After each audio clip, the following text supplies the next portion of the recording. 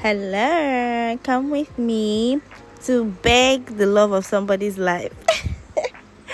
Yes, so a client reached out to me for a soft surprise, as he calls it, because this is not the first time I'm working with this particular client, and a lot of times he books me for like on-site deliveries or surprises, gift packages and all of that. And so he was like, oh, that he wants a surprise package, but it's for an apology. So this was going to be the first time that I was going to be doing an apology package. I mean, it's usually just, oh, and I love you or happy birthday. So it was really like strange and new to me, but at the same time I was excited because I'm like, okay, I mean, what's the worst that could happen, right?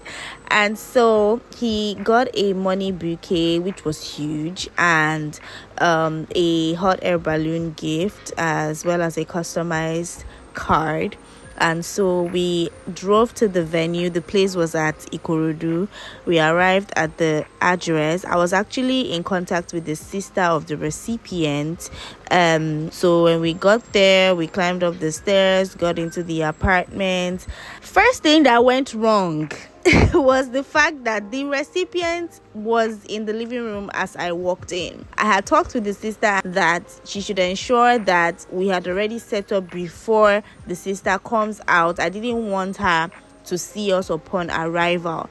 Reason being, I wasn't sure how she was feeling or how she was going to receive this package, considering that she was offended. She was really upset, and it was an apology package. Now I don't know what happened, I don't know what transpired, because it's really none of my business. So the plan was, I wanted her to first of all just see the money bouquet, receive the money bouquet before I start my little speech I had prepared, and then hand over the hot air balloon, which visibly has the inscription "I am sorry baby" written on it. So as soon as she saw "I'm sorry baby," she literally just hissed and walked into the room.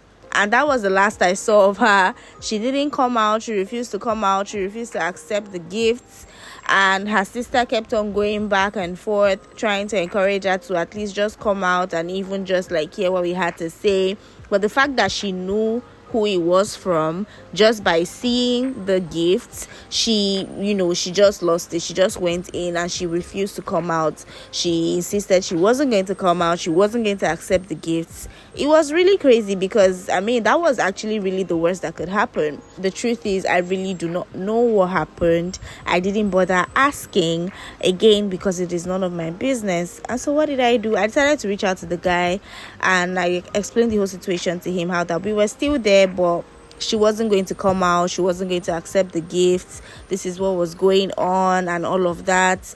And he was really surprised because he expected that this was going to work, right? So the guy was like, what do I suggest that he does? I'm like, to be honest, I really don't know.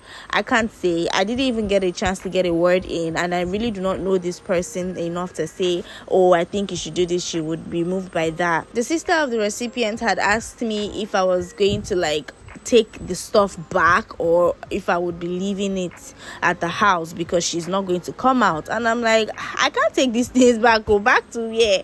So I decided to reach out to the guy, and I told him, and he was like I should leave them there, and that he was going to come physically to try to see if he could plead with her and talk to her at least and all of that. According to the sister, she had blocked him everywhere. Like, it was really pretty serious. I really don't know what it was, but man, it didn't go as planned. I had pictured a very successful surprise delivery with my speech and encouragement and just like a happy or emotionally moved recipient collecting her gifts and accepting his apology. But yep, it didn't go that way. So as soon as the guy said he was going to come physically and I should just leave the stuff there, I decided to take my leave because I had work to get back to, and this place is like an hour 30 minutes away from my place, so I had to leave. But anyways, I made sure I did my job.